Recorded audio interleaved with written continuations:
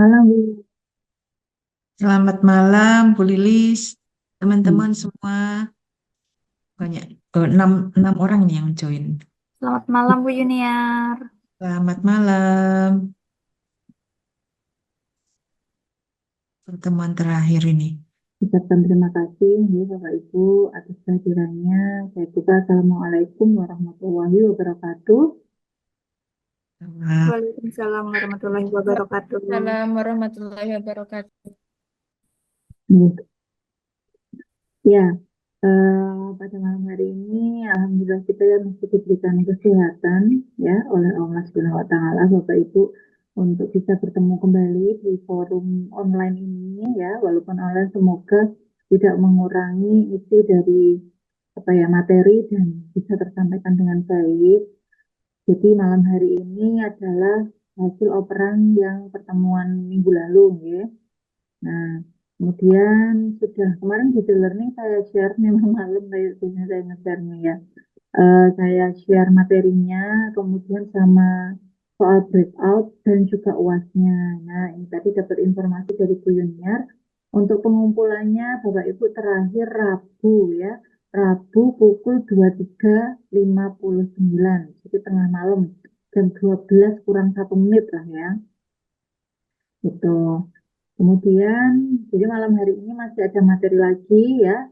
Materinya tentang kebijakan dividen. Waduh, itu kalau dari judulnya sih kelihatannya menyeramkan ya, tapi kayaknya enggak. Apalagi begini ada yang menyampaikan nantinya. Jadi Bapak Ibu, mungkin ada yang sudah pernah mendengar atau apa namanya sudah pernah baca atau tahu tentang istilah ini. Nah, mungkin tapi belum terlalu mendalami, nanti akan dibahas oleh Bu Yuniar. Nah, mungkin sebelum kita mulai, ya Bapak Ibu, marilah kita berdoa dahulu. Saya langsung BB Mawon. Mari kita berdoa sesuai keyakinannya masing-masing. Silahkan berdoa dimulai.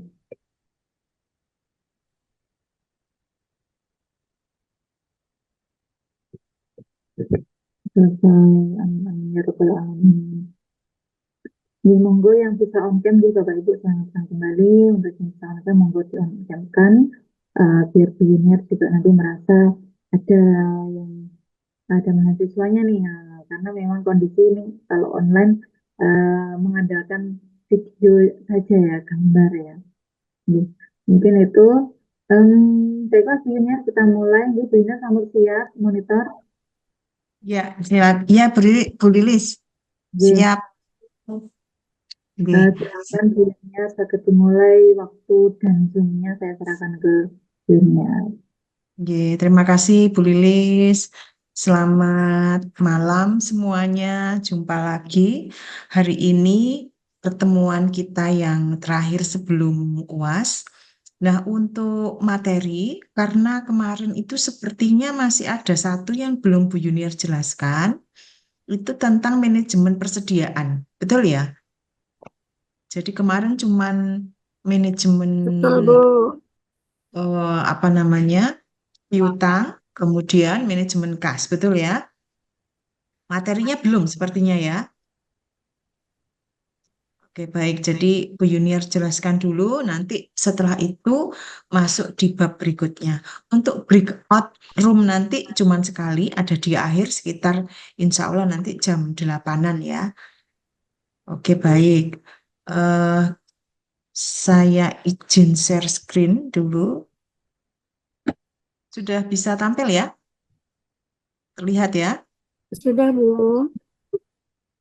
Oke, jadi untuk saya ulangi sebentar, yang kemarin manajemen kas itu apabila perusahaan ingin memanage ya, memanage kasnya, eh, menurut manajemen keuangan, kas itu tidak boleh terlalu besar ya jumlahnya. Jadi kas yang ada di brankas perusahaan ataupun kas yang kita simpan di bank itu tidak boleh terlalu tinggi, juga tidak boleh terlalu rendah.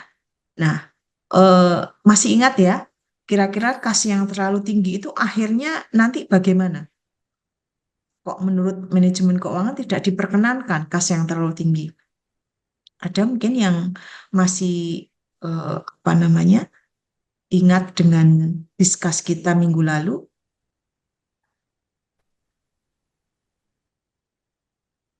Kenapa kira-kira kas yang terlalu banyak akan apa? Akan terjadi cost opportunity yang tinggi. Jadi seharusnya kas itu bisa kita manfaatkan, kita belikan atau kita simpan dananya dalam investasi jangka panjang, tapi kita tidak manfaatkan itu. Kemudian kas yang terlalu rendah. Masih ingat ya, kenapa kira-kira menurut manajemen keuangan tidak diperkenankan, tidak sehat, kas yang terlalu rendah? Kenapa Akan kira-kira? akan ada likuiditas. Iya, akan mengganggu tingkat likuiditas sehingga pada saat Likuiditas. kita mau membayar utang, ya, itu tidak ada dananya. Oke, kemudian untuk manajemen piutang, menurut manajemen keuangan, piutang yang terlalu tinggi itu juga tidak sehat, ya. Piutang yang terlalu rendah juga tidak kondisi yang tidak bagus juga menurut perusahaan. Kira-kira piutang yang terlalu tinggi itu kenapa kok nggak bagus? Ada yang masih ingat? Khawatir sulit ditagih, Bu. Terlalu ada over investment dalam piutang, ya. Jadi piutang yang tinggi itu memang eh, istilahnya adalah perusahaan memberikan investasi yang besar-besaran di bidang investasi di bidang penjualan dengan cara kredit. Pada saat orang atau perusahaan kita memberikan piutang yang terlalu tinggi, penjualan kita biarkan dengan kondisi yang kreditnya terlalu tinggi, maka investasi kita, uang kita akan terserap terlalu banyak di piutang. Tetapi kalau piutang terlalu rendah, kira-kira kenapa ya? Piutang yang terlalu rendah itu berarti kurang bisa menstimulasi tingkat penjualan. Gitu ya. Jadi orang yang pertama itu tidak butuh ada barang secara tunai itu ya. Kalau tunai biasanya kurang dibutuhkan, tapi begitu kita buka penjualan secara kredit, maka orang yang nggak butuh menjadi butuh gitu ya. Jadi piutang pun ya piutang yang tinggi maupun piutang yang rendah itu menurut manajemen keuangan kurang begitu bagus. Nah, sekarang tentang manajemen persediaan ya.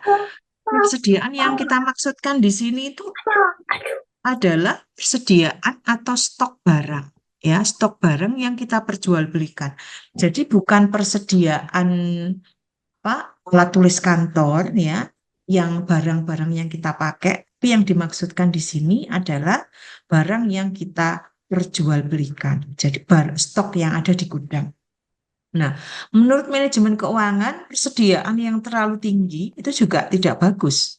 Persediaan yang terlalu rendah itu juga tidak bagus. Menurut Anda, kenapa persediaan terlalu tinggi itu nggak bagus, yang terlalu rendah juga nggak bagus? Yang terlalu tinggi dulu, kira-kira apa alasannya?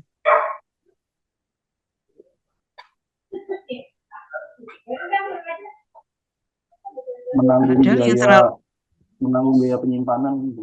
iya, memang stok yang tinggi ini kayaknya ada suara yang ini ya, suara yang masuk ya.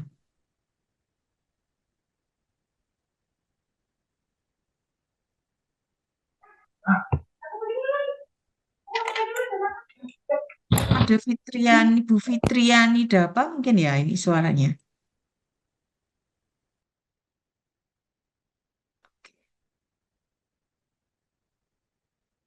Kemudian Bu Diva Sabita, oh sudah ya, sudah, oke.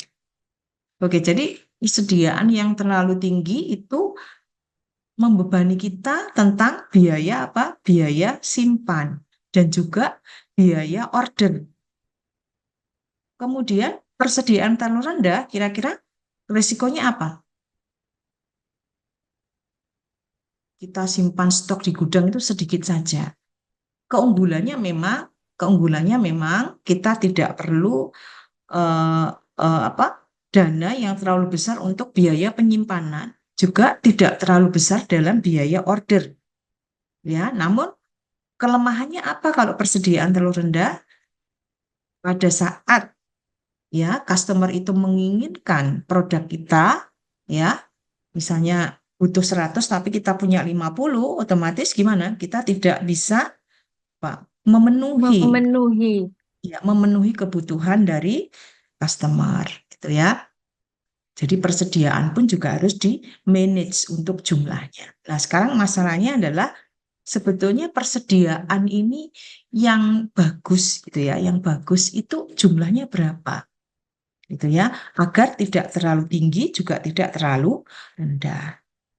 Oke, jadi ini definisi dari persediaan, tolong dibedakan persediaan yang di sini, yang dimaksudkan di sini adalah bahan ya, bahan kalau itu adalah perusahaan manufaktur itu adalah bisa bahan jadi ya, bisa bahan mentah, bisa barang dalam proses ataupun bisa barang jadi yang siap untuk dijual.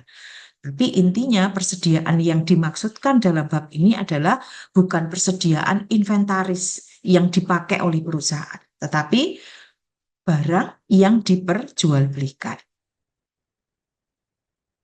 Nah, perannya apa? Kenapa kok perlu di manage?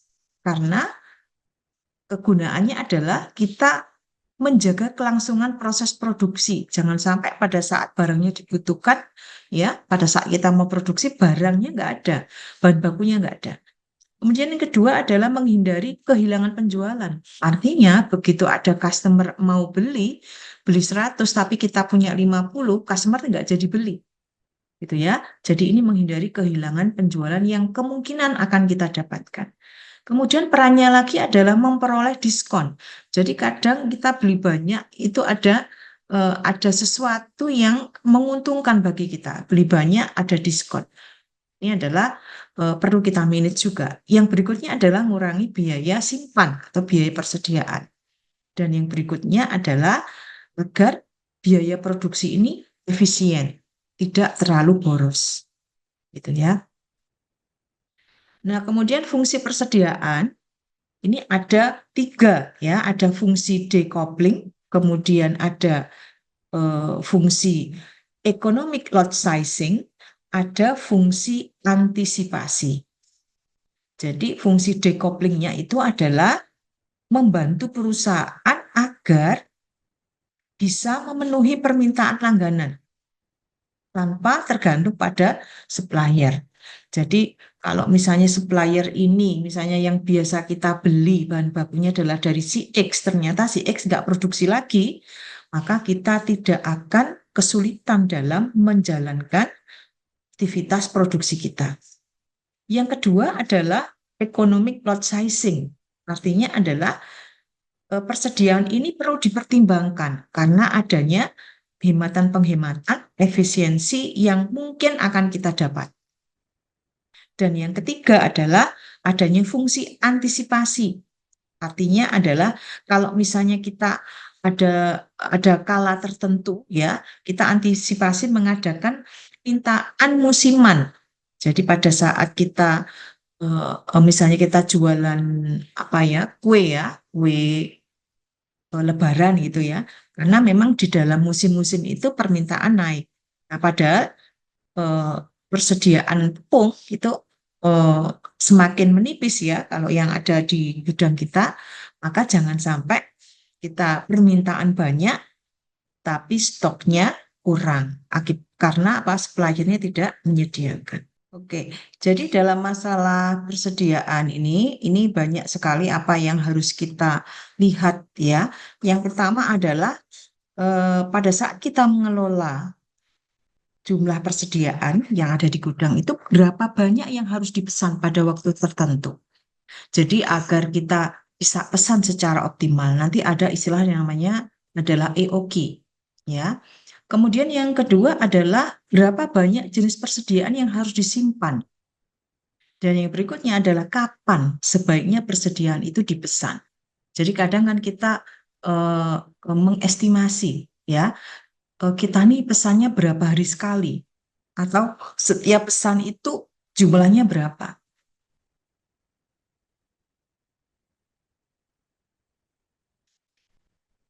Oke, jadi pada saat kita ini mencari apa namanya jumlah EOQ yang optimal, jumlahnya berapa setiap kali pesan, jumlahnya itu berapa, maka kita perlu pertimbangkan biaya, total biaya. Nah, total biaya yang terjadi ya di persediaan itu adalah kita kenal istilah TIC, Total Inventory Cost, yang terdiri dari total biaya simpan atau total carrying cost ya, dan kedua adalah total ordering cost atau biaya pemesanan. Maksudnya biaya pemesanan di sini adalah pada saat kita membeli barang untuk kita simpan di dalam gudang itu ongkirnya berapa gitu ya. Nah, sedangkan pemesanan ini tidak hanya ongkir saja, tapi pasangan dan kita memesan barang-barang itu sekaligus di setting ya tempatnya. Itu juga masuk di biaya pemesanan. Sedangkan penyimpanan adalah setelah barang itu sudah sampai di gudang untuk bisa memelihara barang itu agar tidak cepat busuk ya atau kondisinya masih bagus saat kita jual kembali, maka itu yang disebut dengan biaya penyimpanan. Nah, fokus kita ya adalah tadi berapa banyak harus barang yang dipesan pada waktu tertentu, berapa banyak persediaan yang harus disimpan, dan kapan sebaiknya persediaan itu disimpan. Nah, sekarang pertama dari TIC itu ya, itu biaya simpan. Biaya simpan atau kita singkat dengan TCC, Total Carrying Cost. Misalnya apa? Untuk biaya simpan ini tadi, sewa gudang, biaya pemeliharaan barang di gudang, ya, biaya modal yang tertanam dalam inventory, pajak, asuransi ini masuk di biaya simpan. Nah, biaya simpan ini dari mana? TCC ini adalah dari C dikali P dikali dengan A, ya. TCC adalah total biaya simpan. Sedangkan C-nya adalah biaya simpannya, kemudian P-nya adalah price, ya, price itu adalah harga belinya, A-nya adalah rata-rata unit persediaan, jumlah unit persediaan, rata-ratanya berapa. Nah, A sendiri itu didapat dari Q dibagi 2. Q dibagi 2. Q adalah kuantitinya. Q-nya sendiri itu adalah dari X dibagi N. S-nya adalah tahunan, ya. Kemudian N-nya adalah frekuensi pemesanan. Jadi kalau kita ada penjualan tahunan misalnya ya 120.000 misalnya. Frekuensinya 20 kali. Berarti kita bagi akan ketemu kuantitas pesanan. Langsung ke contoh ya. Atau kita coba ke biaya pesan dulu ya. Biaya pesan atau kita singkat TOC, Total Ordering Cost. Itu adalah dari F, F-nya adalah biaya tetap fixed cost kali S dibagi Q. S-nya adalah penjualan tahunan dan Q-nya adalah kuantitas pesanan. Nah, untuk istilah-istilah nanti yang berhubungan dengan manajemen persediaan, itu kita akan mencari namanya EOQ, ya, Economic Order Quantity. Apa itu EOQ? EOQ itu adalah metode untuk menentukan jumlah pesanan yang optimal, yang tepat. Normalnya harusnya berapa? Jangan sampai terlalu tinggi dan jangan sampai kita mesen barang, beli barang itu terlalu kurang, ya, terlalu sedikit. Gunanya apa? Kok kita harus cari tingkat SAN itu jumlahnya harus sekian unit, harus tepat. Agar tujuannya adalah total biaya persediaan dapat minimal. Jadi total cost inventory tadi adalah jumlahnya paling sedikit. Kita ngeluarin biaya yang paling murah gitu ya. Kemudian yang kedua adalah kita mengenal namanya reorder point. Reorder point ini adalah titik jumlah persediaan di mana perusahaan harus pesan kembali. jangan sampai kehabisan stok. Jadi pada saat misalnya kalau sudah mendekati angka 10 unit, maka waktunya kita harus pesan. Nah, itu namanya adalah reorder point. Kemudian ada lagi yang disebut dengan SS atau safety stock. Itu namanya adalah persediaan cadangan. Artinya, kalau kita menentukan titiknya adalah 10, maka biasanya tidak langsung pas 10 ya. Kita harus ada spare unit agar tidak kehabisan. Nah, biasanya ini kita tentukan. Misalnya 25 unit. Jadi kalau pada saat reorder point-nya 10, maka safety stock-nya adalah 20, maka 30 kita harus pesan kembali. Yang terakhir adalah kita mengenal yang namanya just in time.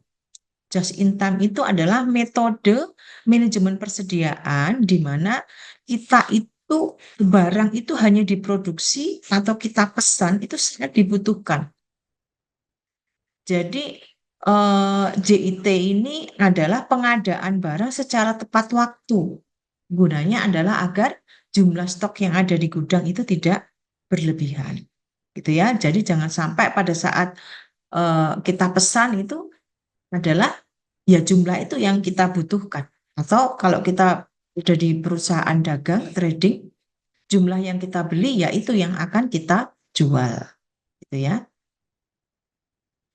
Oke, pertama sekarang EOQ. Tadi EOQ adalah jumlah yang harus kita pesan. Jumlah optimal, jumlah yang ekonomis, paling ekonomis kita pesan. Tiap kali kita pesan. Agar apa? Agar total biaya persediaannya itu dapat minimal. EOQ didapat dari akar ya 2DS dibagi H. D itu adalah permintaan tahunan, pastinya adalah biaya pesan per order. Jadi pada saat saya pesan hari ini, saat ini itu biaya pesannya berapa per order ya, bukan semuanya tapi per tiap kali kita order. Kemudian H itu adalah biaya simpan ya per unit tahun, biaya simpan unit per tahun. Contoh misalnya ini ada sebuah toko ATK, berarti dia trading ya, jual alat tulis dan punya permintaan tahunan. Jadi permintaan tahunan itu customer meminta produk kita itu sebanyak 1.200 unit per tahun.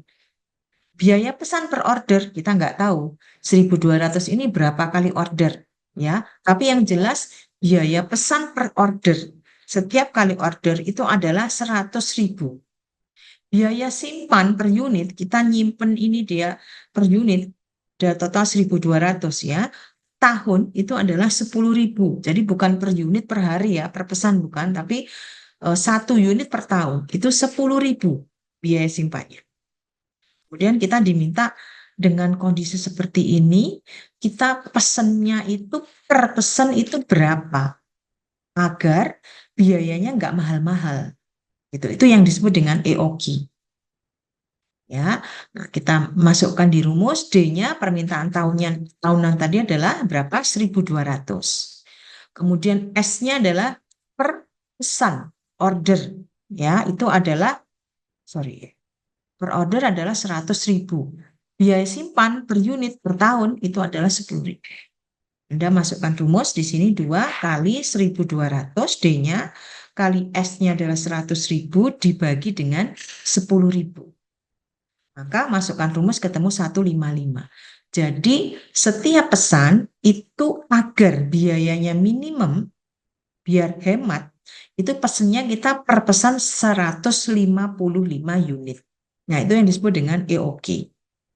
Kemudian masalah kedua adalah berapa dengan kondisi ada suatu kondisi tertentu di mana kita harus pesan kembali. Kalau sudah sekian unit maka kita harus bingung beli lagi. Nah rumusnya adalah ROP, reorder point itu adalah D kali L. D-nya adalah permintaan, D-nya harian. Jadi D-nya kecil ya, bukan D besar yang seperti ini tadi. Kalau D besar apa berarti? Permintaan tahunan.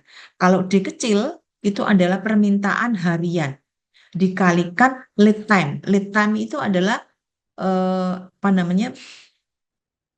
waktu yang dibutuhkan antara sekarang dengan waktu pesan kembali, waktunya ya. Nah, misalnya di sini ada sebuah toko buku, dia jualan buku, novel dan buku-buku kuliah, mungkin buku-buku sekolah gitu ya, dan memiliki permintaan harian 20 unit per hari. Sehari ada permintaan 20 unit. Lead time-nya dari pesanan sekarang ke pesanan berikutnya itu adalah 5 hari. Nah, sekarang kita diminta untuk menghitung berapa titik di mana kita harus pesan kembali. Itu lebih baik berapa unit, gitu ya. Setelah ada berapa unit, kita harus bingung cari pesanan kembali. ROP adalah dari tadi D kali L. Permintaan hariannya adalah 20 unit, lead time-nya adalah 5 hari. Sehingga ROP-nya adalah 20 unit tadi per hari dikalikan 5. Maka reorder point-nya adalah 100 unit. Ya. Sampai sini mungkin ada pertanyaan? Belum ya. Nah, sekarang adalah safety stock atau persediaan pengaman. Artinya tadi kita harus punya spare ya, spare stock yang dimana ini adalah untuk berjaga-jaga agar jumlahnya nggak mepet gitu ya. Kalau kita sudah tahu reorder point-nya 100, maka harus ada spare-nya. Gunanya apa ini? Safety stock ini adalah sama untuk dugaan ya, dugaan agar yang kita pesan ini nanti begitu habis kita masih ada stok yang stok pengaman gitu ya. Dan yang kedua adalah tentang biaya keterlambatan. Nah, safety stock ini didapat dari pemakaian maksimum dan dikurangi dengan pemakaian rata-rata. Artinya pemakaian maksimum adalah yang kita gunakan itu paling banter berapa. Kalau rata-rata adalah rata-ratanya berapa untuk stok yang ada dikalikan lead time. Contohnya misalnya ada sebuah pabrik merek Modelo ya, dia punya data tentang bahan baku seperti ini. Pemakaian maksimum kulit per hari, jadi sehari itu kita mau produksi sepatu, ya paling banter, nggak pernah lebih dari 150 lembar. Lembar itu adalah kulit bahan bakunya dalam ukuran lembar ya. Kemudian pemakaian rata-rata itu adalah kebanyakan rata-rata itu adalah 100. Ya, jadi ada yang 125, kadang ada 90, kadang ada 120. Setelah di rata-rata, itu pemakaian rata-rata per hari itu adalah 100 lembar untuk bisa memproduksi sepatu. Lead time, waktu tunggunya adalah dari pesanan satu ke pesanan berikutnya adalah 4 hari. Nah, sekarang ditanyakan berapa sih safety stock yang diperlukan. Maka masukkan di rumus safety stock adalah pemakaian maksimum dikurangi dengan pemakaian rata-rata dikalikan 4. Jadi amannya itu adalah kita harus sediakan 200 lembar kulit. Gitu ya. Oke, sampai sini mungkin ada yang ditanyakan? Tinggal satu bahasan kita tentang manajemen persediaan yaitu just in time. Seperti yang Bu Yuniar jelaskan tadi, just in time adalah sebuah metode manajemen persediaan di mana barang hanya akan diproduksi atau dipesan itu saat dibutuhkan saja. Gitu ya. Jadi metode ini memang sebuah pengadaan barang yang secara tepat waktu agar menghindari persediaan atau stok yang berlebihan di gudang. Contohnya misalnya ini ya, ada PT Astra, dia ini memproduksi suku cadang atau otomotif. Dia menggunakan metode just in time. Untuk apa? Mengurangi biaya penyimpanan yang terlalu banyak di gudang. Permintaan rata-rata suku cadang itu adalah per minggu. Ya, per minggu adalah 500 unit. Kemudian setiap kirim ini membutuhkan 2 hari. Jadi lead time-nya adalah 2 hari untuk tiba dari pemasok. Jadi supplier menuju ke pembeli itu butuh waktu 2 hari. Dengan demikian perusahaan ingin memastikan bahwa pengiriman tiba saat tepat waktu ya saat dibutuhkan tanpa perlu nyimpen stok tambahan. Ya, jadi benar-benar efektif gitu ya, benar-benar hemat, jangan sampai nyimpen. Nah, biasanya barang-barang yang seperti ini adalah barang-barang yang mahal. Nah, pertanyaannya adalah berapa suku cadang yang harus dipesan ya agar tiba tepat saat dibutuhkan.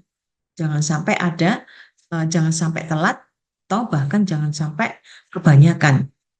Yang kedua adalah kalau permintaan meningkat menjadi 600 unit per minggu, tadi 500 ya. Bagaimana perusahaan harus menyesuaikan pesanan ini? Tetap dengan menggunakan metode JIT. Maka jawabannya adalah langkah 1 ini ya, dia harus menghitung pemakaian harian. Pemakaian rata-ratanya tadi 500 unit per minggu. 1 minggu anggap saja kerjanya adalah 5 hari, Senin sampai Jumat, Sabtu libur. Ya, maka pemakaian hariannya adalah 500 unit dibagi 5 hari. Berarti dipakai berapa? 100 unit per hari. Kemudian kita hitung kebutuhan lead time-nya. Kalau lead time-nya tadi adalah 2 hari, ya, maka perusahaan perlu memastikan mereka ini memiliki cukup stok untuk menutupi kebutuhan selama 2 hari. Dengan cara gimana? Jumlah pemesanannya adalah pemakaian harian ini tadi dikalikan dengan lead time-nya 2 hari. Berarti jumlah pesanannya adalah cukup 200 unit saja. Gitu ya. Nah, kalau pertanyaan berikutnya, kalau perusahaan harus memesan 200 unit setiap kali, ya, ini berarti untuk yang pertanyaan nomor 1, berapa suku cadang yang harus dipesan agar tiba tepat saat dibutuhkan? Itu adalah 200 unit, ya, 200 unit ini. Kemudian kalau permintaan tiba-tiba tidak 500 tapi 600, maka pemakaian hariannya akan berubah dari 500 menjadi 600. 600 dibagi 5 hari. Menjadi berapa? Pemakaian hariannya adalah 120 unit per hari. Lead time-nya berapa tadi? 2 hari. Maka jumlah pesanan barunya ini adalah berapa? 120 unit ini dikalikan 2 hari. Jadi pesanannya yang harus dipesan agar dia itu tiba tepat saat dibutuhkan itu adalah 240 unit. Nah, itu adalah JIT materi kita yang terakhir di manajemen persediaan. Itu ya, mungkin ada yang ditanyakan ini? Belum ya, saya lanjut di materi berikutnya, itu adalah kebijakan dividen. Dividen, masih ingat ya, dividen itu apa? Dividen itu?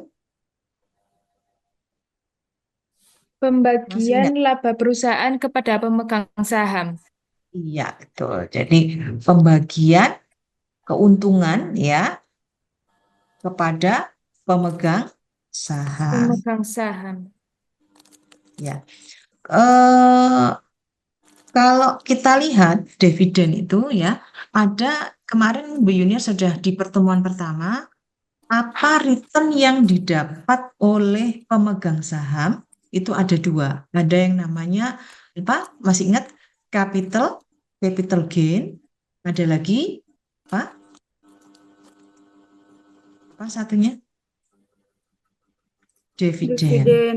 Bedanya apa capital gain sama dividen? Masih ingat apa bedanya capital gain sama dividen? Kalau capital gain itu adalah kita berinvestasi dalam tempo yang singkat. Jadi biasanya adalah para trader saham ya, dia membeli harga saham itu murah. Kemudian begitu harga saham naik sedikit saja, dia ada keinginan untuk menjual. Maka selisih antara harga jual dengan harga beli itu yang disebut dengan capital gain. Kemudian ada lagi yang namanya capital loss. Capital loss itu berarti tidak untung tapi rugi. Kenapa? Pada saat dia beli harganya 1.000 misalnya ya, pada saat jual harganya murah, tapi dia nekat tetap menjual. Kira-kira menurut Anda kenapa pada saat dia mau menjual harganya rendah kok dia tetap jual saja? Mungkin Anda yang punya pendapat, Takut harganya makin kenapa turun. kok nekat jual? Padahal harganya lagi turun saham yang dia pegang. Khawatir semakin anjlok, Bu Ina. Iya, khawatirnya adalah harganya khawatir semakin anjlok. Gitu ya. Oke, yang kedua adalah dividen. Dividen itu berarti kita berinvestasi dalam tempo panjang ya. Jadi kita menunggu biasanya pembagian dividen itu adalah pada akhir tahun ya. Secara apa namanya? Bisa terlihat di sini.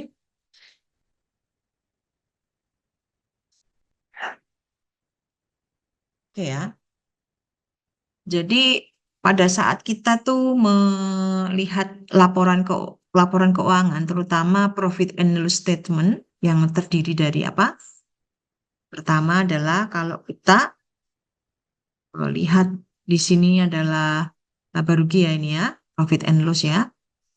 Di sini ada penghasilan atau penjualan. Tulisannya jelek ya. Stylusnya enggak ada ini. Kok enggak apa-apa deh. Ini adalah misal 10 juta ya, 10 juta. Kemudian ada HPP dan sebagainya. Kemudian dikurangi dengan biaya-biaya. Misalnya di sini adalah ini dolar misalnya. Kemudian biaya-biayanya adalah misal 7 juta dolar. Kemudian berapa labanya? 3 juta dolar. Nah, kadang 3 juta dolar ini ya tidak semuanya dibagikan sebagai dividen. Mungkin ya, mungkin yang 50% itu dibagikan sebagai dividen dan mungkin sisanya itu berarti sisanya 50% dibagikan sebagai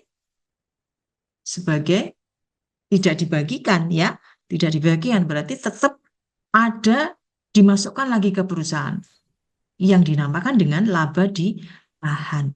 Nah, sekarang menentukan 50% atau 25, 75 atau 30, 70% itu sebetulnya dari mana? Gitu ya. Maka inilah yang disebut dengan kebijakan dividen. Ya, oke. Saya kembali ke sini lagi.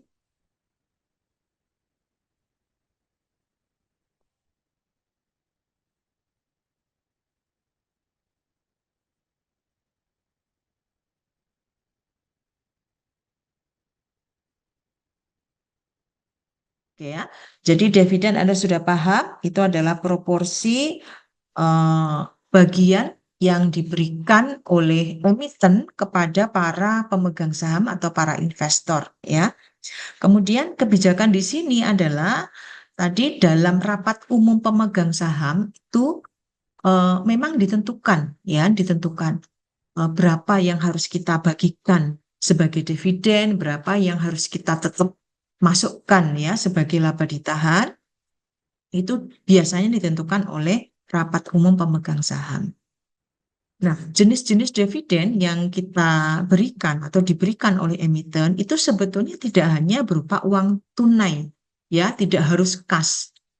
Tetapi jenis-jenis dividen yang diberikan bisa jadi yang pertama adalah kas, ya. Jadi setiap akhir periode investor diberi uang kas sebagai dividen. Yang kedua adalah bisa jadi investor itu diberi yang namanya aset. Jadi tidak berupa uang, tapi berupa aset. Misalnya apa? Misalnya diberi surat berharga, gitu ya. Kemudian yang berikutnya adalah ada yang namanya scrip dividen. Artinya investor itu memang dikasih uang kas seperti halnya yang nomor 1 ini, tetapi tidak sekarang. Jadi istilahnya adalah emiten mempunyai utang kepada investor. Kenapa? Karena saat itu saldo kasnya tidak mencukupi untuk dibagi sebagai dividen. Berikutnya yang keempat adalah stok dividen. Artinya pembagian tambahan saham tanpa dipungut pembayaran kepada pemegang saham. Artinya di sini dividen diberikan dalam bentuk saham. Jadi investor diberi gratisan saham, ya. Jadi bukan uang tetapi saham. Paham ya sampai di sini ya. Jadi dari sini kita ternyata bisa memahami bahwa selama ini yang kita mungkin pahami, kita tahu bahwa dividen itu harus berupa uang kas, ternyata tidak, ya. Kemudian sekarang apa sih faktor-faktor yang mempengaruhi kebijakan dividen? Kenapa suatu saat emiten itu memberi dividen yang tinggi dan kenapa suatu saat kok kita dikasih dividen yang sedikit gitu ya? Bahkan kita tidak menerima dividen. Itu karena beberapa faktor. Yang pertama adalah likuiditas perusahaan. Nah, ini masuk akal. Pada saat perusahaan mengalami masalah dengan likuiditasnya, ya, maka perusahaan akan mengambil langkah memberikan dividen yang kecil dibagikan kepada para investor. Yang kedua adalah kebutuhan untuk membayar hutang. Artinya, kalau kondisi perusahaan itu banyak hutangnya, gitu ya, maka bisa jadi perusahaan atau emiten ini akan memberikan dividen yang sedikit kepada para investor. Yang ketiga, bisa jadi karena tingkat pertumbuhan perusahaan. Jadi pada saat perusahaan itu sebetulnya membutuhkan dana untuk mengembangkan usahanya, ya, jadi mungkin ada perluasan, ekspansi, maka uang atau dananya lebih baik digunakan untuk ekspansi itu, untuk pertumbuhan perusahaan. Sehingga bisa jadi ini adalah sebuah alasan emiten untuk memberikan dividen yang sedikit kepada para pemegang sahamnya. Yang kemudian berikutnya adalah pengawasan terhadap perusahaan. Kadang ada kalanya perusahaan itu melakukan ekspansi, ya. Itu biasanya kan didapat dari mana sumber dananya. Kemarin kita pelajari dari ngutang ya, ngutang bank. Tapi kalau ngutang bank itu akan mengakibatkan kita akan membayar biaya bunga yang tinggi, ya. Maka biasanya perusahaan ini kan menjual saham baru. Jadi saham yang belum terjual itu istilahnya kalau di manajemen keuangan tuh ada saham portable. Ya, saham portable itu saham yang masih ada di laci yang belum kejual. Kenapa belum kejual? Karena mungkin kita ada 2 juta lembar gitu ya. Tapi dana yang kita butuhkan nggak sampai 2 juta. Kita keluarkan dulu 1 juta. Itu kita jual, kita dapat dana dari investor. Sehingga 1 juta keluar, yang 1 juta ada di laci. Saham portable-nya ada di laci 1 juta. Gitu ya. Nah, ini mengeluarkan saham baru. Nah, biasanya si pembeli ini itu adalah sekelompok perusahaan yang sangat dominan.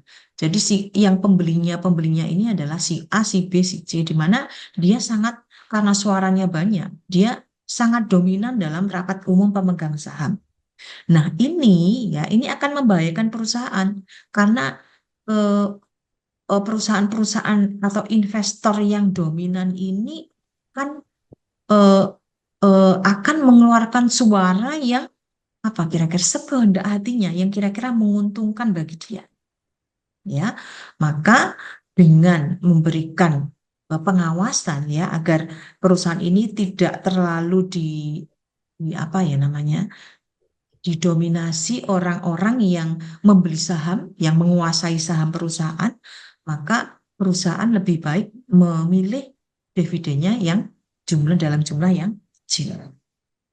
Kemudian berikutnya ada lagi faktor yang mempengaruhi kebijakan dividen, itu adalah keadaan pemegang saham. Ya, jadi ada kalanya sebuah perusahaan emiten itu yang beli saham kita itu adalah dari golongan yang high tax. High tax itu maksudnya adalah perusahaan-perusahaan yang pajaknya itu pembayaran pajaknya tinggi.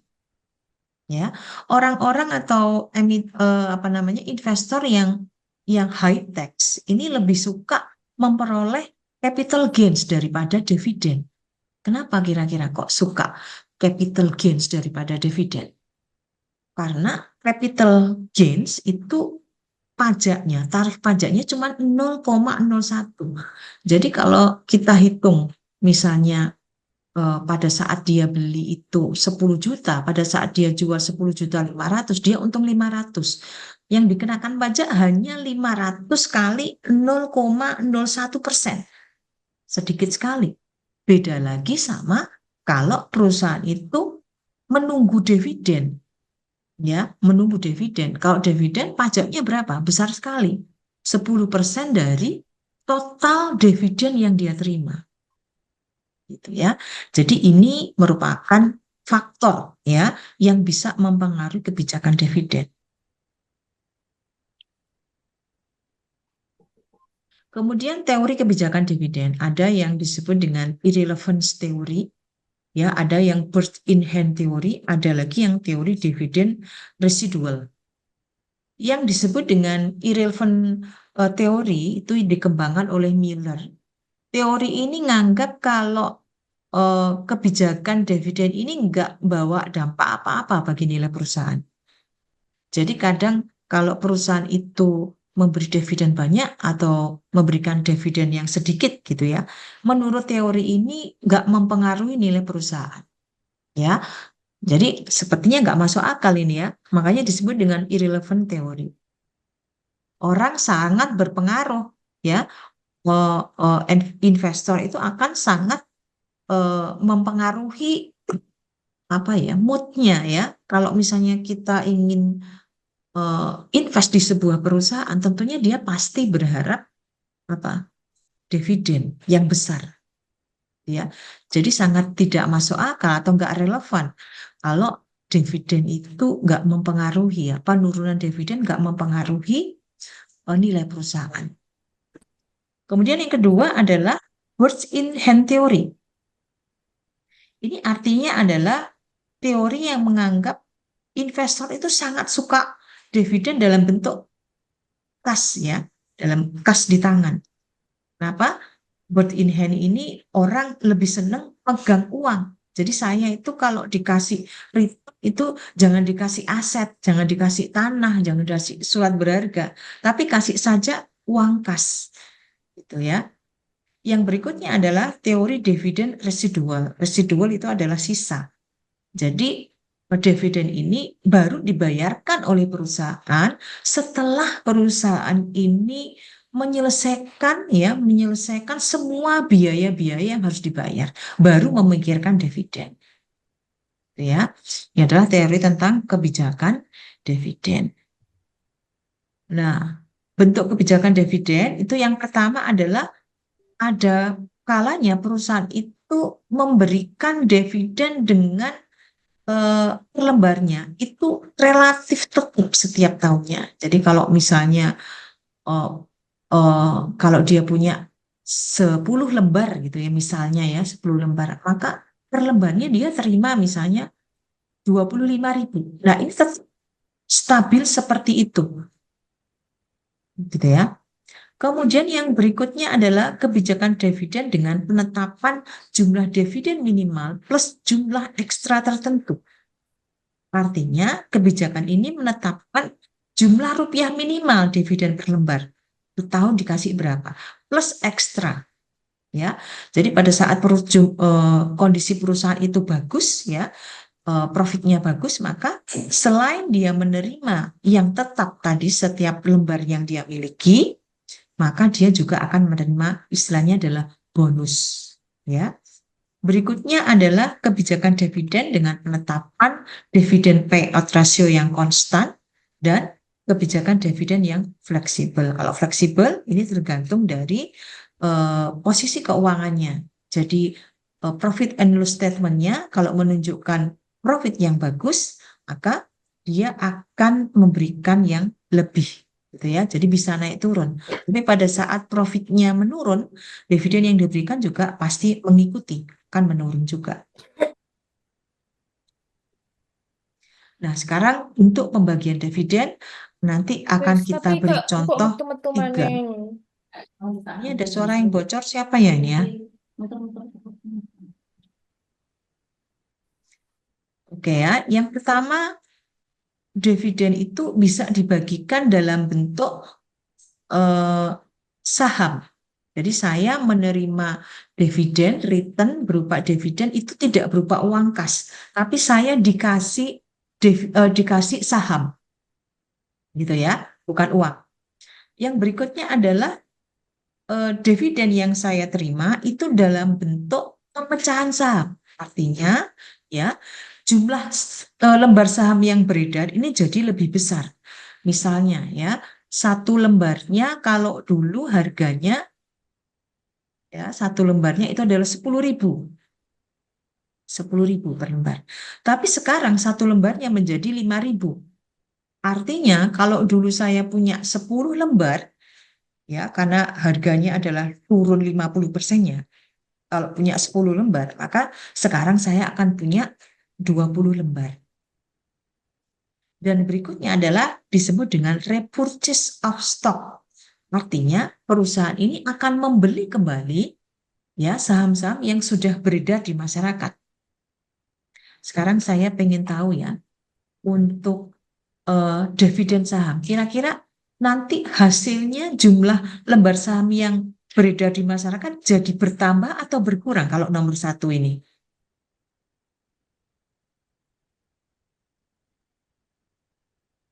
Jadi investor dibagi lembar-lembar saham. Kondisi sekarang lembar sahamnya 1 juta lembar.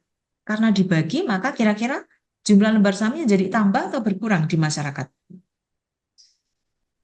Berkurang. Halo? Bertambah. Berkurang. Oh, bertambah. Bertambah. Bertambah ya. Dari 1 juta sudah ada, misalnya saya PTA, saya sudah ngejual saham itu 1 juta lembar di masyarakat. Nah, orang-orang yang invest ke saya tadi, kan pasti saya ngasih dividen ke mereka, tapi dividennya bukan berupa kas. Berupa apa? Berupa saham lagi. Sehingga yang dulu itu 1 juta lembar sekarang menjadi 1 juta, mungkin 1.500.000 lembar. Karena tambahannya adalah 500 lembar. Paham ya? Dan yang kedua adalah kalau stock split. Kira-kira kalau stock split ini mengakibatkan jumlah saham yang di masyarakat ini bertambah atau berkurang? Berkurang, Bu. Pemecahan saham akan menjadi bertambah. Berkurang. Kenapa kok bertambah? Bukan berkurang, tapi bertambah. Satu lembar, ya, dulu harganya 10.000. Kemudian dipecah. Satu lembar itu harganya 5.000. Jadi harga saham bisa menjadi lebih murah. Tujuannya apa kira-kira? Kenapa kok harus di stock split? Biar lebih enak diperdagangkan, Bu. Iya, betul. Jadi karena biasanya kalau satu lembar saham itu harganya mahal, maka orang akan tidak mampu untuk membeli. Sehingga apa? Agar jumlah volume perdagangan sahamnya bertambah, atau sering disebut dengan volatility saham, jumlahnya itu menjadi banyak, maka perlu dipecah. Agar apa? Orang senang belinya. Oh, ada saham dengan harga murah gitu ya. Kalau harga saham mahal nggak terbeli itu. Berikutnya yang ketiga adalah repurchase. Nah, kalau repurchase ini kira-kira akan mengakibatkan jumlah lembar saham yang beredar di masyarakat bertambah atau berkurang kira-kira? Berkurang. Iya, berkurang. Kenapa kok berkurang? Karena saham yang ada di masyarakat itu kan 1 juta. gitu ya. Kemudian kita beli kembali separuhnya, maka saham kita yang dibeli oleh masyarakat itu yang beredar di masyarakat menjadi berkurang karena kita beli, gitu ya. Tujuannya apa kira-kira? Kenapa kok saham yang sudah kita jual itu kita beli kembali? Ada yang tahu kira-kira logikanya gimana?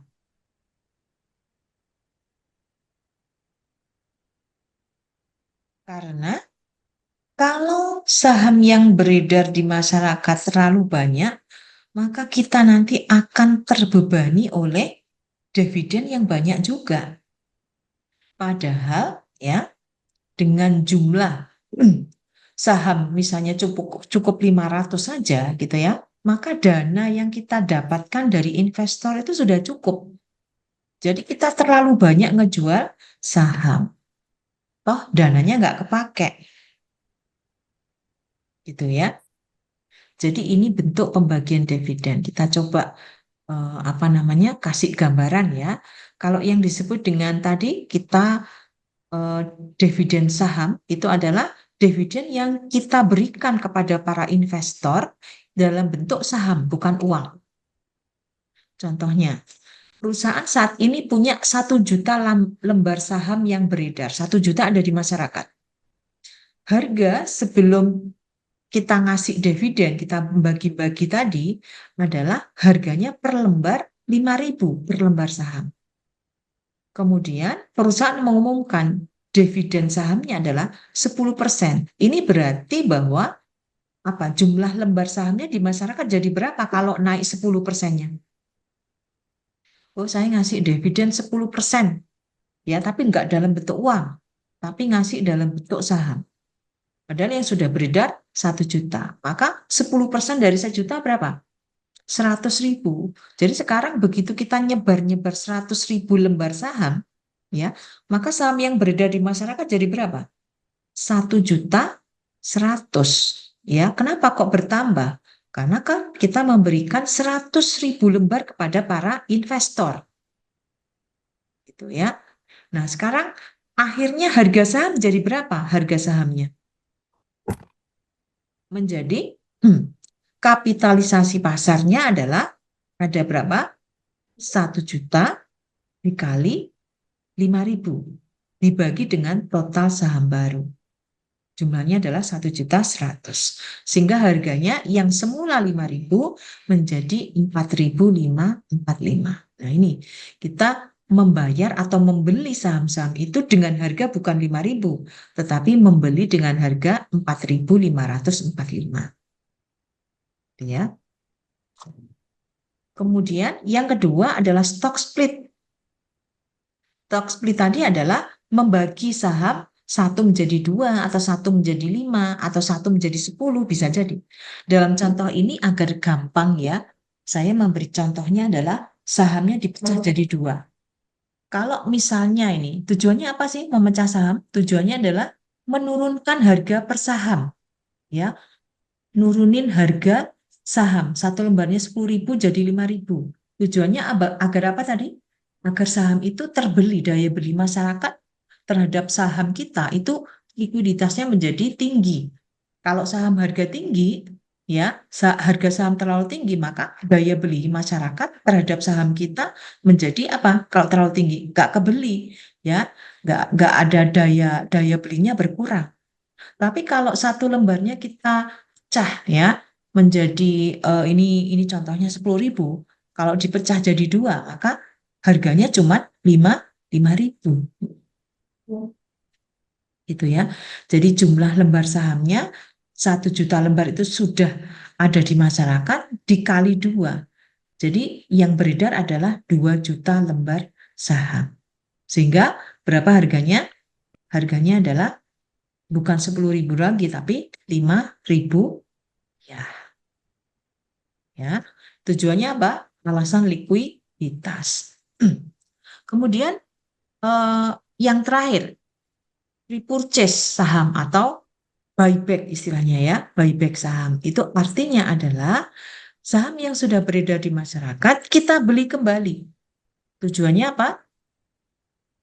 agar kita tidak terlalu banyak terbebani dengan dividen, ya. Dividen yang akan kita bayarkan kepada para investor atau pemegang saham kita. Contoh misalnya perusahaan ini punya 1 juta lembar saham yang beredar, harganya 10 ribuan. Kemudian kita beli kembali 10%-nya, nggak semua ya, tapi 10%-nya aja. Jadi yang udah di masyarakat jadi berapa kira-kira? Kalau kita ambil lagi, kita beli lagi 100 ribu. Jadi berapa? Saham yang beredar menjadi 900. Kenapa? 1 juta kita beli 100 ribu. Maka yang ada di masyarakat menjadi 900 lembar saham. Nah, ini dampaknya apa ini? Dampak terhadap EPS. EPS apa rumusnya kemarin? Laba bersih dibagi dengan jumlah saham yang beredar. EPS yang lama itu adalah harganya berapa? 10.000 ya. Dari mana? Dari mana? Kalau laba perusahaannya misalnya 10 M ya, dibagi dengan saham yang beredar, jumlah saham yang beredar 1 juta, maka harga per lembarnya EPS-nya lama adalah 10.000 PS. Tapi setelah buyback, setelah kita beli kembali ya, maka 10 M ini dibagi dengan bukan 1 juta lagi, tapi dibagi dengan 900. Apa akibatnya? EPS-nya menjadi naik ya, menjadi tambah 10.000 menjadi 11.111. Gitu ya. Ini untuk mungkin lebih memahami di sini saya contoh kasusnya ada kalau investor itu tidak diberi uang cash ya, dividennya tidak diberikan dalam bentuk uang kas, tapi diberikan saham lagi, gitu ya. Nah, kondisi semula ini PT Unilever adalah labanya setelah pajak 3M, ya, jadi laba bersihnya 3M. Kemudian saat itu jumlah lembar sahamnya adalah 2 juta, harganya 30.000 per lembar saham. Maka EPS-nya adalah 1.500. Dari mana EPS-nya? Dari laba per lembar saham adalah laba dibagi dengan jumlah yang beredar. Ya, 3M dibagi 2 juta sama dengan EPS-nya 1.500. Nah, sekarang PER. PER itu artinya apa? PER itu adalah didapat dari harga saham per lembar 30.000 dibagi dengan EPS-nya. Nah, PER ini nanti akan menunjukkan ya, setiap investor itu mampu berinvestasi berapa rupiah ya dari tiap omset perusahaan. Ya. Jadi tiap investor itu mampu bayar berapa rupiah dari tiap sekian rupiah omset perusahaan. Atau di sini ketemu 20 kali, itu artinya adalah harga saham saat ini itu setara, harga saham saat ini itu adalah setara 25 kali dari laba bersih. Gitu ya, per lembar saham. 20 kali laba bersih per lembar saham. Gitu. Oke ya. Ini kondisi awal. Kemudian kalau terjadi stok dividen, ya, PT Unilever tadi memutuskan bagi dividen berupa stok dividen 20%.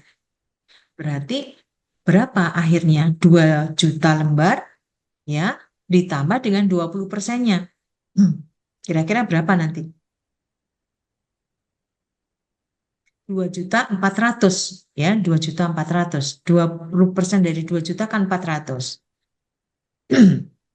Kemudian hal ini berarti setiap pemilik 10 lembar, kalau misalnya ada investor tuh punya 10 lembar, dia akan dapat 20%-nya ya, akan dapat 2 lembar lagi. Ya, sehingga itu tadi jumlah lembar saham 2 juta dikali 120%-nya, jadi yang beredar sekarang adalah 2,4 juta lembar. Diasumsikan harga saham akan menjadi 25.000. Nah, sekarang pertanyaannya adalah apa yang terjadi dengan cara pembagian dividen seperti ini? Apakah cara seperti ini akan nambah kekayaan pemegang saham? Kita lihat di sini labanya seperti ini ya. Lembar sahamnya harganya 25.000, EPS-nya berapa? 1,250, 3M dibagi jumlah lembar saham yang baru. Kemudian pernya itu adalah 25.000 dibagi dengan 1.250 sama dengan 20 kali. Nah, artinya di sini setelah membagikan itu tadi dividen kita bagikan dalam bentuk saham, itu ternyata pernya nggak berubah, tetap 20 kali. Ini artinya apa? Investor berpendapat meskipun saya nggak dikasih uang kas, ya, tetapi saya dikasih saham, ya, prospek dan risiko perusahaan nggak akan berubah, baik sebelum maupun setelah perusahaan ini membagi-bagikan saham kepada para investornya. Gitu ya. Kemudian pertanyaan berikutnya. Dengan dana yang tidak dibagikan sebagai dividen tetapi diinvestasikan kembali ke perusahaan misalnya, maka investor berharap profit perusahaan tahun depan misalnya akan meningkat. Sehingga kalau meningkat misalnya di sini dicontohkan pernya nggak 20 tapi jadi 21. Maka harga saham menjadi berapa? Maka dimasukkan rumus pernya ya. Per adalah harga saham per lembar dibagi saham yang beredar. Laba saham per lembar. Nah, dari sini kita bisa tahu pernya sudah tahu 21, harganya belum tahu, labanya sudah tahu. Ya, maka harga saham per lembar sama dengan per kali laba. Ya, per lembar. Masukkan rumus 21 kali 1.250. Maka menjadi harga sahamnya menjadi 26.250. Semula berapa? Semula 30.000 tadi ya per lembar. Sehingga meskipun harganya ini lebih kecil 30 menjadi 26 ya, tapi karena sekarang ini investor punya 120 lembar tadi ya, nggak 100 lagi, maka kekayaannya menjadi berapa? 120 kali 26 250 ya. Jadi 3.150. Terjadi peningkatan berapa? 150.000. Tadi kekayaannya si investor kan cuma 3 juta saja. Jadi meskipun harganya turun, tapi jumlah lembar saham yang dimiliki menjadi naik. Otomatis kekayaannya bertambah. Gitu ya. Yang kedua, contoh stock split. Stock split tadi adalah saham satu bisa menjadi 2, saham satu bisa menjadi 5 atau seterusnya. Yang tujuannya apa? Tujuannya stock split ini agar lebih liquid, ya, lebih liquid di masyarakat karena harganya pasti nanti akan menjadi murah. Tetapi resikonya adalah jumlah lembar saham menjadi banyak. Contoh, PT Unilever mempunyai dana yang akan dibagikan kepada pemegang saham. Dananya adalah 1,2 M. Perusahaan ini mempunyai kondisi semula seperti ini. Labanya 3 M, jumlah lembar saham 2 juta, harganya 18.000. Maka EPS-nya berapa? 3 M dibagi 2 juta, 1.500. Pernya berapa? Harga dibagi dengan labanya EPS, 12 kali. Nah, sekarang kalau perusahaan membagi dana itu sebagai dividen saham, maka DPS itu dana dividen yang disiapkan tadi dibagi dengan jumlah lembar sahamnya itu adalah Rp600. Sehingga apa? Berapa harga saham setelah diumumkan ada stock split? Harga sahamnya akan menjadi naik Rp600. Dari mana? 18.000 ditambah dengan 600. Itu ya. Yang ketiga, itu adalah contoh repurchase. Ya, repurchase berarti apa? Saham yang sudah ada dibeli kembali. Tujuannya apa kira-kira? Untuk meringankan beban perusahaan dalam membayar dividen. Contoh, PT Unilever dapat laba bersih dalam tahun itu 3 M.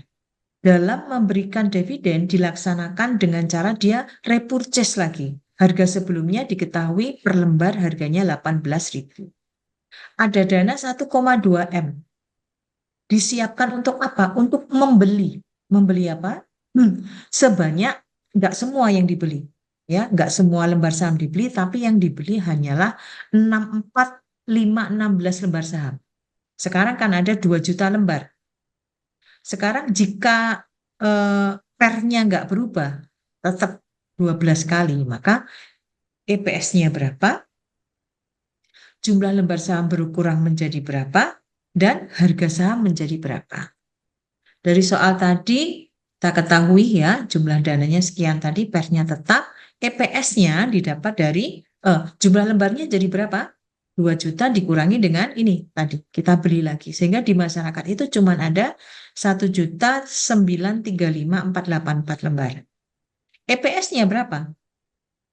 EPS-nya adalah dari laba dibagi dengan yang beredar.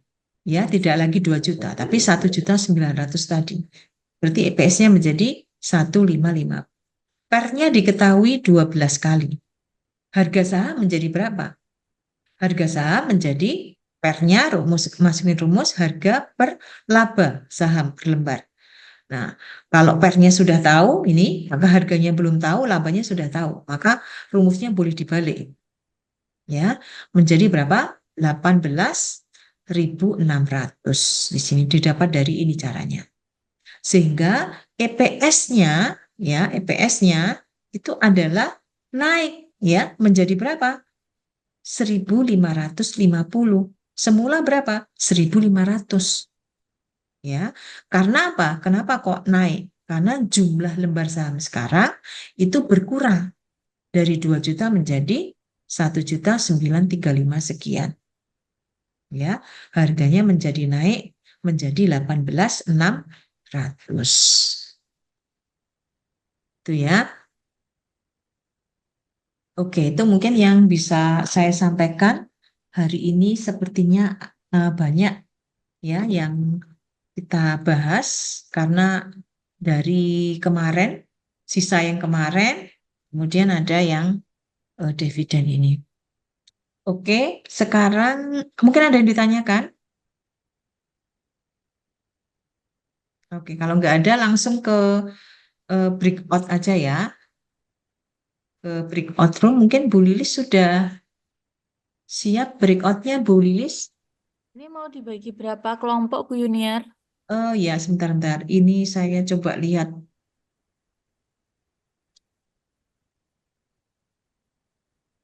soalnya ya.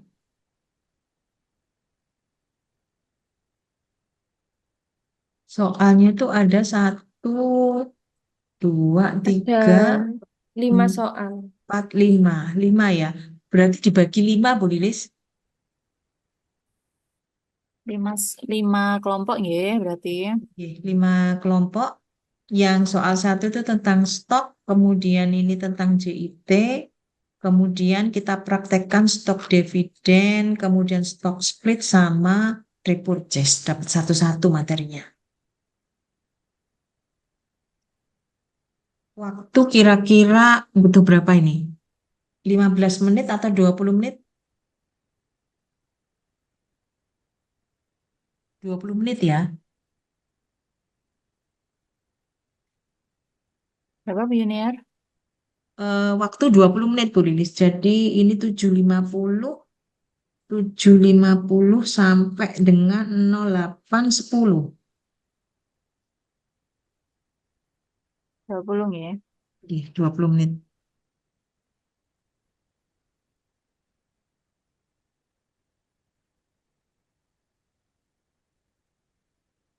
Iya.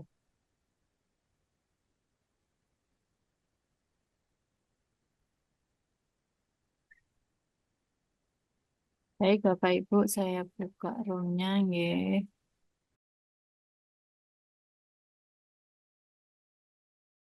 Sudah semua nggih Bu Lilis? Injih, Bu, waktunya sudah habis untuk record. Oke. Ketemu kembali dengan 5 soal yang harus kita selesaikan. Untuk masing-masing kelompok seperti biasa, dimulai dengan kelompok 1 ya. Silakan dipresentasikan ke Ya, disebutkan anggotanya dulu ya. Biar enak nanti presentasinya urut ya, kelompok 1 sampai kelompok 5. Oke, oke Bu. dipersilakan satu. Dia udah masuk tuh Eh, dia.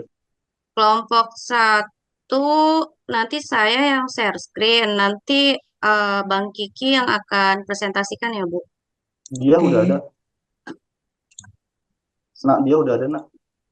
Dia Oh ada. ya udah, Mbak Dia. Sebentar, saya share screen dulu.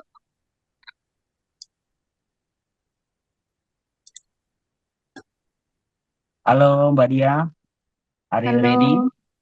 sudah. Sudah Pak Kiki. Yuk, mainkan Mbak Dia. Terima kasih. Baik Ibu, ini ada soal nomor 1 dan 6 anggota dari kelompok 1 yaitu Pak Anom Kuswara, Pak Kiki Suwandi, Mbak Siti Ernawati, saya sendiri Dia Rahmawati, Mas Venta Bagas, dan Mbak Farida Putri. Soal 1 menjelaskan tentang manajemen persediaan. Perusahaan makanan yang memproduksi nugget merek Belfood menggunakan 7.200 unit bahan baku setiap tahunnya. Dalam setahun, perusahaan beroperasi selama 360 hari. Berikut adalah informasi biaya dan waktu yang dibutuhkan.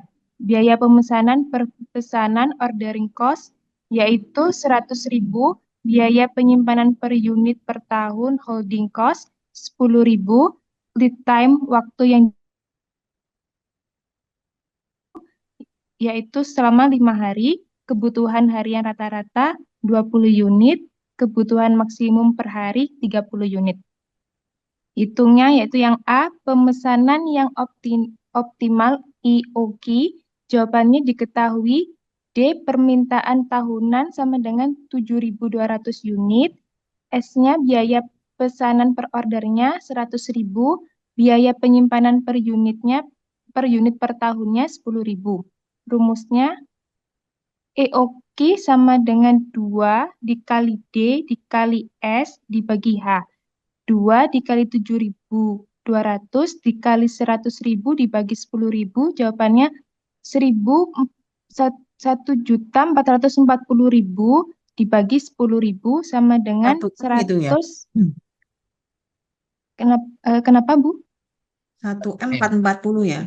Oh iya, ya 1M 440 dibagi 10.000, jawabannya 144. Ini dibulatkan menjadi 380 unit.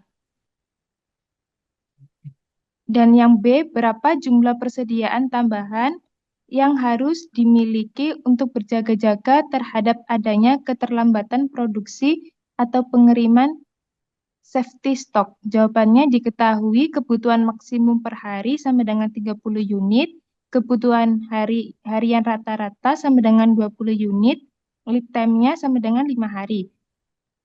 Rumusnya pemakaian maksimum dikurangi pemakaian harian rata-rata dikali lead time. 30 unit dikurangi 20 unit dikali 5 sama dengan 10 unit dikali 5 sama dengan 50 lembar. Dan untuk yang C, berapa jumlah persediaan yang harus dipesan kembali oleh perusahaan untuk mencegah kehabisan stok? Jawabannya diketahui D, kebutuhan harian rata-ratanya 20 unit. Lead time-nya 5 hari. Untuk rumusnya D dikali L sama dengan 20 unit dikali 5 hari sama dengan 100 unit. Sudah, Bu. Oke, good. Terima kasih. Terima kasih kelompok 1, bagus. Kemudian lanjut kelompok 2 ya. Malam Bu Yuniar. Selamat malam Pak Dani. Yuniar. Ya, silakan Pak Dani.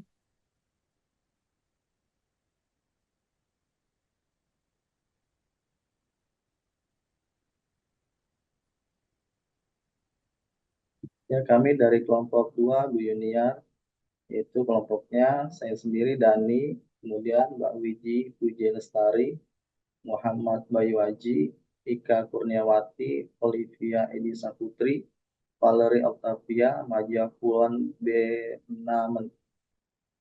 Untuk selanjutnya akan disampaikan oleh rekan saya yaitu Mbak Wiji. Silakan Mbak Wiji. Baik, Pak Dani, terima kasih. Selamat malam, Bu Junior dan teman-teman. Saya perwakilan dari kelompok 2 ingin mempresentasikan hasil diskusi kami. Eh, Langsung saya baca aja soalnya ya, Bu. Untuk pertanyaannya, yang pertama, berapa banyak suku cadang yang harus dipesan perusahaan?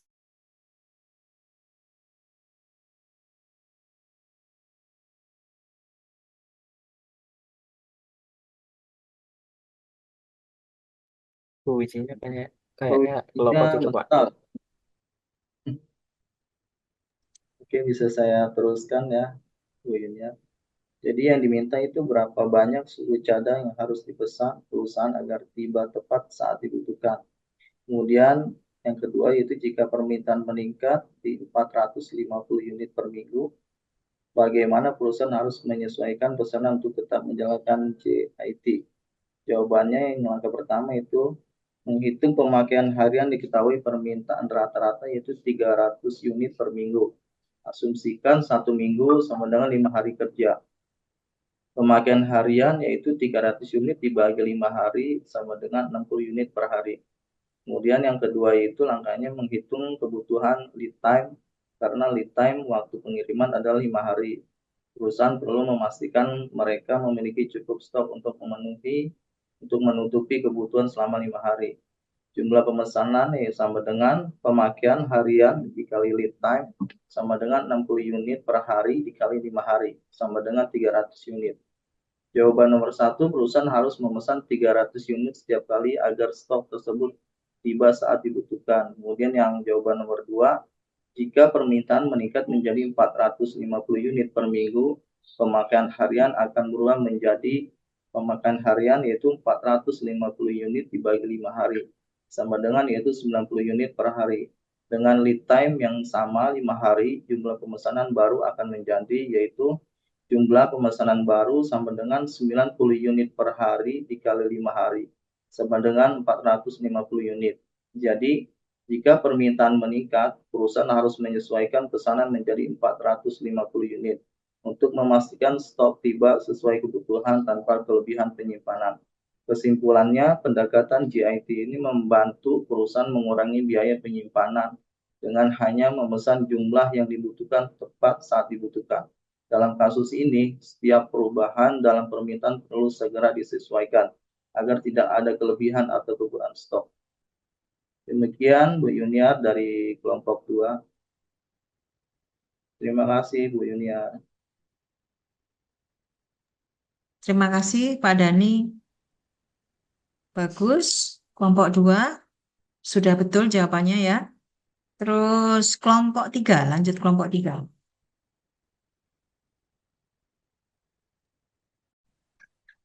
Ibu, kelompok 3 tadi saya sama Mbak Alif. Tadi itu cuma berdua aja sih Bu yang diskusi. Ntar saya share screen dulu. Mbak Alif apa saya pas sampai yang share screen?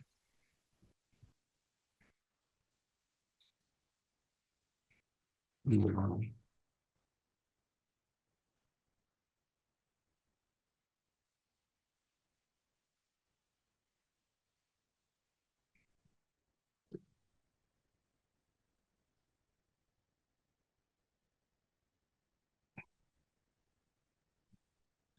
Baik Bu, saya coba menjawab dari soal nomor 3.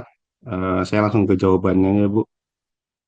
Pertama laba setelah pajaknya kan di PT Adres itu di 2 miliar, jumlah lembar saham sebelum stok dividennya 1 juta per lembarnya, harga sahamnya sebelum stok dividen 20.000, laba per saham, laba per sahamnya 2.000, untuk pernya 10 kali stok dividen 30%, artinya jumlah saham yang beredar meningkat menjadi 10 juta per lembar. Harga saham setelah stok dividen dipikirkan menjadi 22.000. PER yang diinginkan pada tahun depan sampai dengan 12 kali. Untuk rumusnya seperti ini, Bu. IPS laba setelah pajak dibagi jumlah saham setelah stok dividen. Hasilnya 2 miliar dibagi 1.300 menjadi 1.538,46. Jadi IPS baru setelah stok dividen adalah 1.538,46 per saham. Terus misalnya seorang pemegang saham awalnya memiliki 10 lembar saham, jumlah saham sebelum stok dividen 10 lembar, EPS harga sebelumnya berapa ini saham, Pak Reza? EPS ya Bu, yang sebelumnya berapa? EPS yang lama? IPS Oh, yang lama 2000 di ya. 2000, Oh ya, jadi 2000. menurun, Mm-mm. ya, Di soal 2000 ya. Turun ya. ya berarti ya. Jumlah saham sebelum turun Bu. Ya. Jumlah saham sebelum stok dividen 10 lembar, harga saham sebelum stok dividen 20.000 per lembar. Totalnya kekayaan sebelum stok dividen 10 kali 20.000 sama dengan 200.000. Mau ada Itu typing sedikit. times itu apa ya Setelah time pembagian ya? stok dividen, ini ada typing nih Bu. Times Saya apa nih? saya ada typing nih, saya salah ketik nih Bu. Harusnya cuma sampai 200.000 saja. Hmm. Ada typo sedikit Bu, salah ketik. Nah, setelah pembagian stok dividen 30%, jumlah saham yang dimiliki akan bertambah menjadi 13 lembar. 10 tambah 30% 13 lembar saham. Harga saham setelah stok dividen 22.000. Total nilai kekayaan setelah stok dividen 13 kali 22.000 dengan 286.000. Jadi kesimpulannya, pembagian stok dividen akan meningkatkan kekayaan pemegang saham dalam bentuk jumlah saham yang lebih banyak dan nilai total yang lebih tinggi. Meskipun harga per saham mungkin sedikit menurun, jumlah saham yang diterima oleh pemegang saham lebih besar, yang berarti total kekayaan mereka akan bertambah. Itu yang A, Bu. Untuk yang jawaban yang B-nya, jika jika per tahun depan adalah 12 kali, maka kita dapat menghitung harga saham yang diharapkan dengan rumus harga saham per dikali IPS baru. Jadi 12 dikali 1.538,46 dapatnya di 18,461,54. Jadi harga saham yang diperkirakan setelah PER meningkat menjadi 12 kali adalah 18.461,54. Untuk menentukan total nilai kekayaan pemegang saham setelah stok dividen dan perubahan PER, jumlah saham setelah stok dividen 13 lembar, harga saham setelah PER 12 kali 18.461,54. Total nilai kekayaan setelah peningkatan PER 13 dikali 14 13 dikali 18 18. 1.461,54, hasilnya 240. Kesimpulannya, walaupun harga saham menurun menjadi 18.461,54 setelah peningkatan PER, total kekayaan pemegang saham masih meningkat karena mereka memiliki lebih banyak saham setelah stok dividen. Sebelum stok dividen, pemegang saham memiliki 10 lembar saham dengan nilai total 200.000. Setelah stok dividen, mereka memiliki 13 lembar saham dengan nilai total 240. Gitu, Bu. Ya, oke. Jadi harga sahamnya ini menurun ya, tapi Menurun. kekayaannya investor itu meningkat malahan. Kira-kira apa? Meningkat. Karena jumlah lembar saham yang dimiliki dia itu lebih banyak ya, lebih banyak Stok. berapa tadi? 3 ya. Jadi Ya. meskipun harganya turun, tapi dia lebih banyak punya lembar saham ya, 10 ke 13. Oke, baik. Kelompok Makasih, Bu. 3. Oke, lanjut ke kelompok 4. Selamat malam Bu Yuniar. Izin share Ya, screen untuk kelompok 4 ya Bu. ya, Bu Sufiani. Iya. Hmm.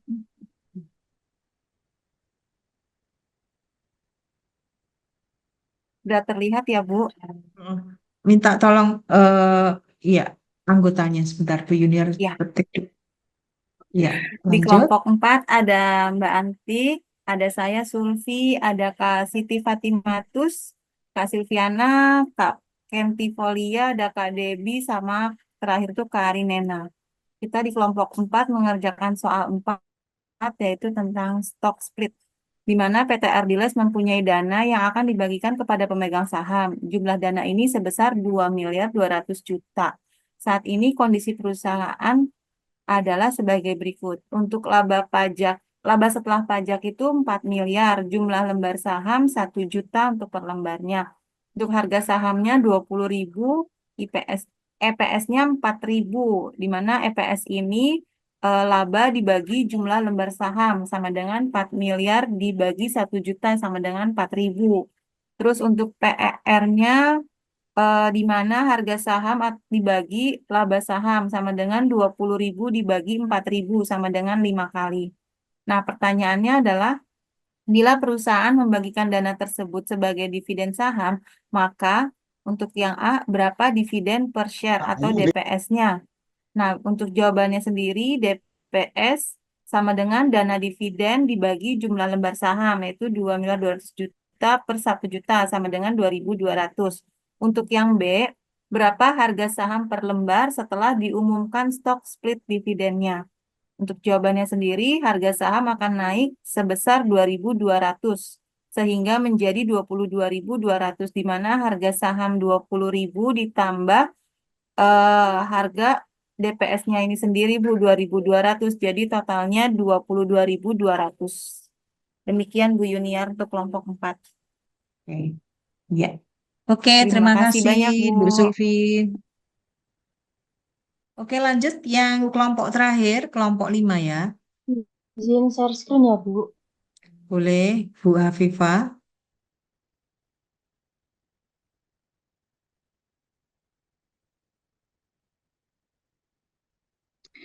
Baik, selamat Sebentar saya malam catat Bu dulu Yunir dan alamat. teman-teman. Di sini saya akan menjelaskan dari hasil kelompok 5. Di kelompok 5 ada Kak Christine Harum Septiani, Bu, dan ada Diva Sabita. Ada saya sendiri, Farah Anissa, kemudian Kak Fitriani Daparangu, Kak Hafifah, Kak Iqbar, sama Kak Widya Astuti.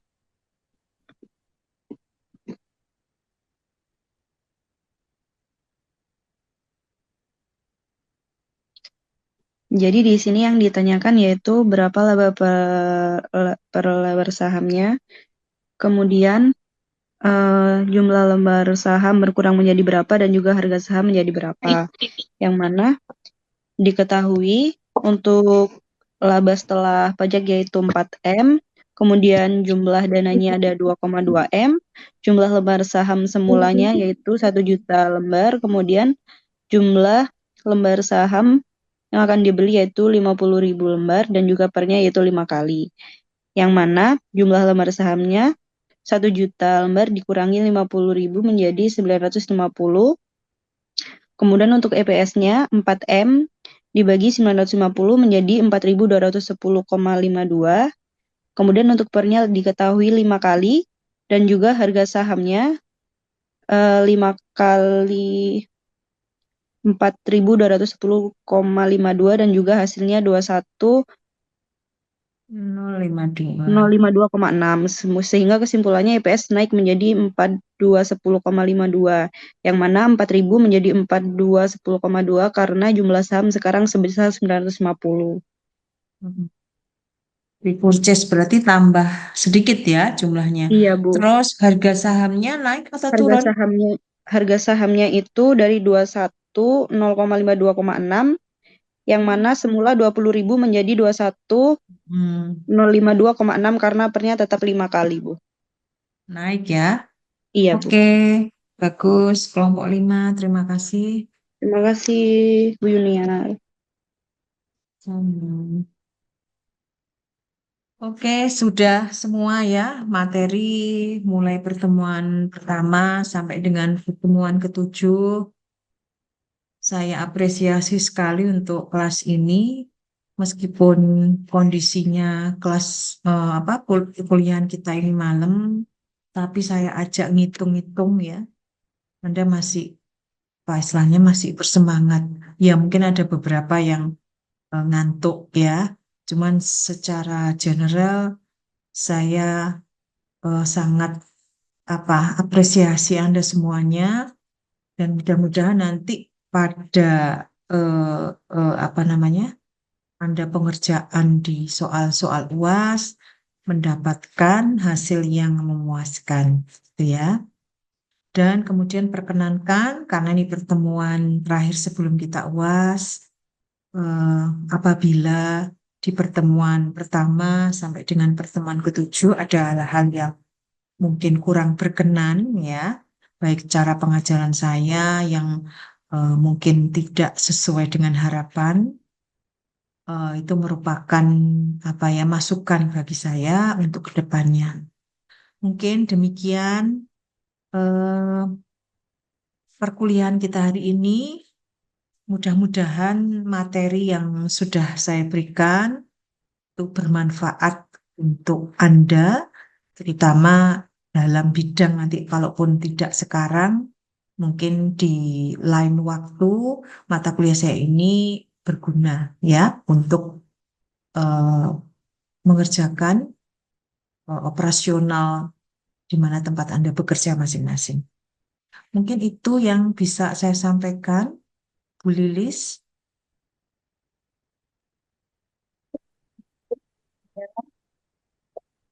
Ya. Ya, sebentar. Bapak Ibu,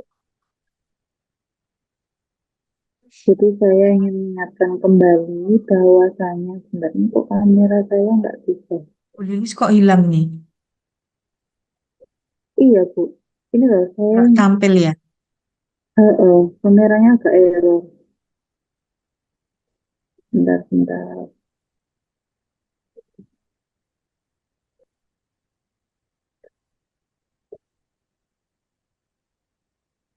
Ya sudah itu, Bu.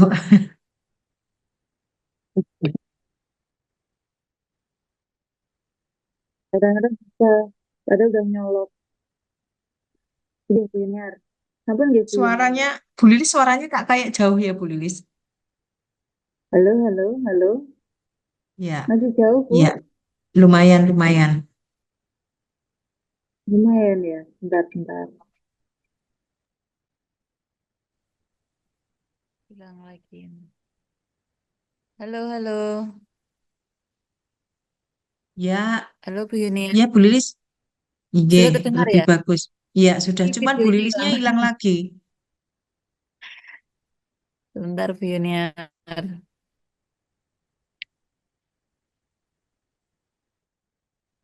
Oke. Halo. Oke. Suaranya masuk? Apa jauh? Jauh ya, Bu? Oke, sudah Bu Lilis.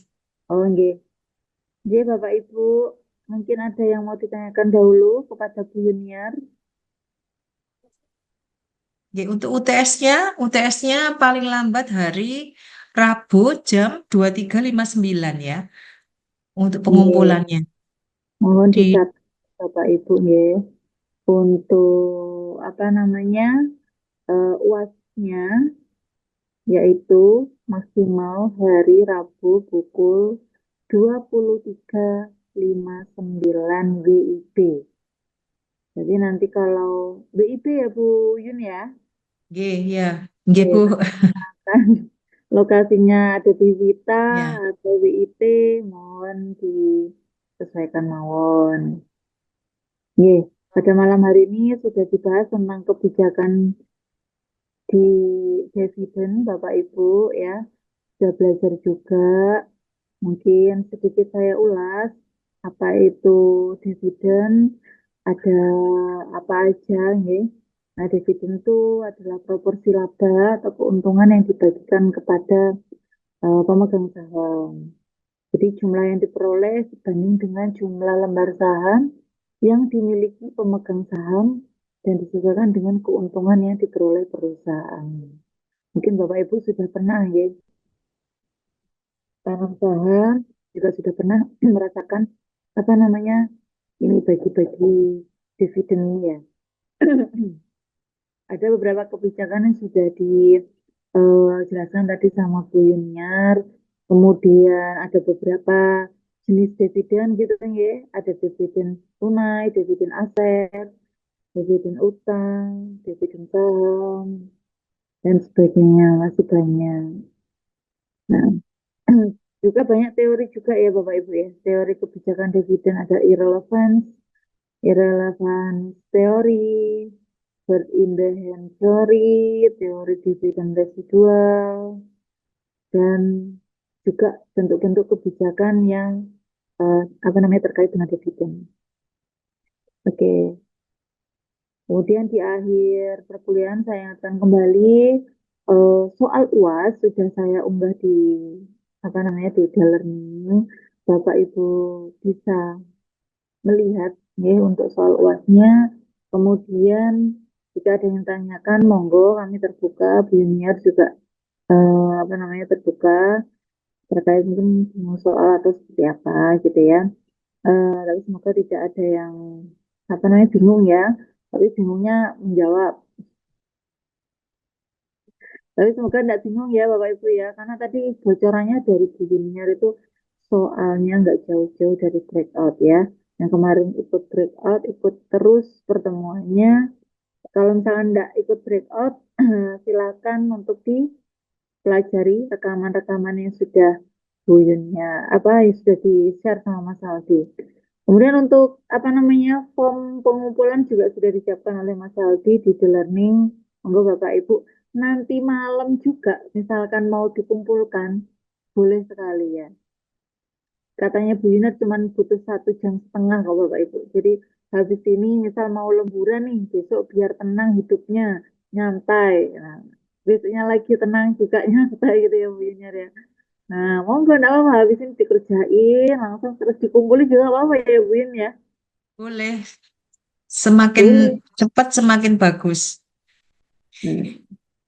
Tuh, lebih cepat lebih bagus. Oke. Cepat nyantai Bapak Ibu gitu. Iya. Dikumpulin itu, tidak kepikiran terus gitu ya. Bisa mikirin yang lain gitu Bapak Ibu.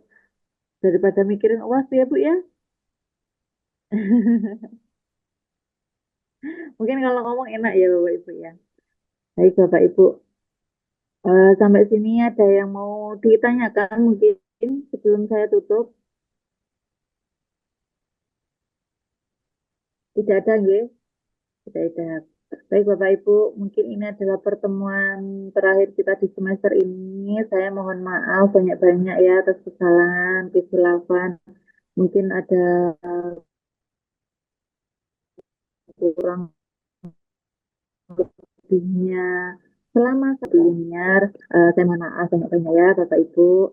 Semoga apa yang kita pelajari selama 7 pertemuan ini sangat bermanfaat untuk Bapak Ibu ke depannya.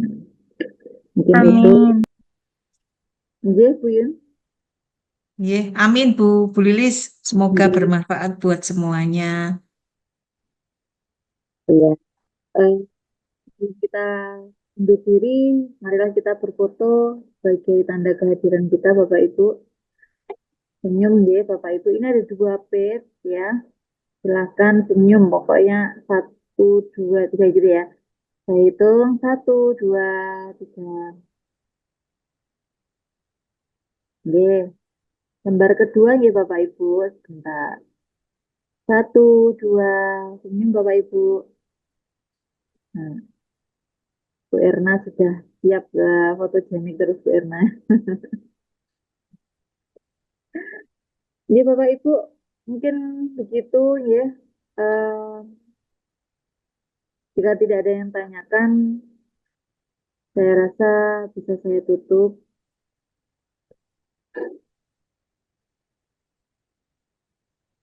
Oh iya, oh iya ya. Saya baru cek in pesan. Baiklah, tidak ada lagi Bapak Ibu ya. Saya bisa tutup ya. Wina mungkin ada yang mau disampaikan? Cukup Bu Lilis. Cukup ya. Oke Iya. Bapak Ibu, terima kasih atas kehadirannya. Selamat beristirahat ya. Silahkan kalau mau disimpulkan malam ini ya, lebih baik, lebih cepat, lebih baik. Terima kasih, saya tutup ya. Assalamualaikum warahmatullahi wabarakatuh. Waalaikumsalam. Waalaikumsalam warahmatullahi warahmatullahi wabarakatuh. wabarakatuh. Terima kasih Terima Bu kasih. Yuniar, Terima Selamat kasih Bu malam Bu Yuniar. Lilis.